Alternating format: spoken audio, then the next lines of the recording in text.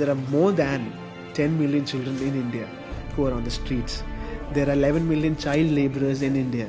50,000 women are missing every month because of gender bias. So imagine what happens to the children. Okay, and then there are these 10,000 prostitutes in GB Road, Delhi alone. What happens to their children? There are so many children all over India that need help. And the best way they run off, the best place is the street. Street smart, street children. Okay, what happens to the 1,97,000 children on the streets? They would get into alcoholism, they would get into drugs. By the age of 14, they will get into gangs that kill or murder for money. If they are girls, you can see girls 1 day, 2 days. Third day, they will not be there because they'll be taken by traffickers into brothels. If there are boys, they can survive till the age of 18. They are into gangs. They are like big-time gangsters. We have children who can pickpocket any time. Any purse, they can do it in 1 second. Okay, so we have children. Don't check your pockets. It's okay. They become in an antisocial way a burden to the society. Maybe they are a burden. Maybe they are a curse. Nobody knows. What happens? Nobody knows. But if they are rescued, there is a chance of them going back into a normal social living, normal social being in the society. Street boys are normal children. There is no difference between a normal child and a street child.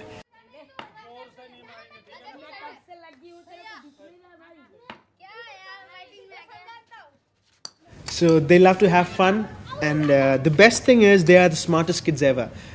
We have cases who have told us their real addresses, their real names after 1 year.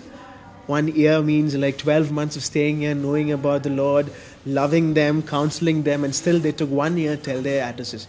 Because of fear, maybe because of depression, or maybe just because they don't want to go back home. Why do they leave homes? Abused, sexually abused, physically abused, parents, broken families, slum dwellers.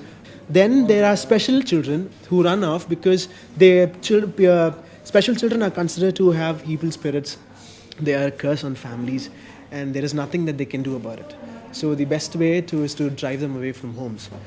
We try to give them love, care, concern, a sense of security that they don't have to feed for themselves, they don't have to look after themselves. We try to give them what a child needs: a right to protection, a right to education, right to food, right to health, and all that a child needs to develop in normal society. Now, all that is possible only with the faith that we share, the belief in God. Who is a supernatural being? Where did we come from? Where do we go from here? Is the purpose of telling them there is somebody. There is a one who's above us. There is somebody who's taking care of us. There is somebody who's counting all our days. So what we try to do is to tell them that Jesus loves you. There is a God who wants to take care of you. And there is a purpose of living in this life, in this world.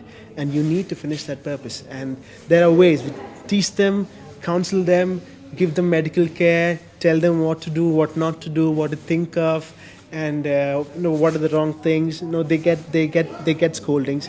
They are disciplined at time to time. There are people, there are fights. Everything happens. But then we try to discipline them in the ways that God wants us to do. The best verse that we can take is Psalms 27:10, which says, "Even if my parents abandon me, the Lord will hold me close." That's our motto.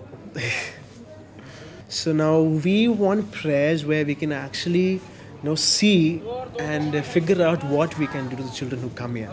So when these children come, we have to know what we have to do, when to trace them, what counseling they need, what family background, what is he lacking. If he's not speaking, is it depression? Is it something that he's scared of? So we need prayers where children who are chosen by God comes here, but we need to give them the right thing that they need. And we need prayers in where children develop, because if a new child comes suddenly, all children are being groomed with God and in his knowledge, with love and care and with right values. But when a new child comes, he spoils the whole environment of knowing all those values. And children who are here, who are being taught first time in their lives, never learned what they have. 8 years, they've never been to school. They don't know what ABCD is. So that kind of patience, that kind of testing is what we're wanting for in prayers.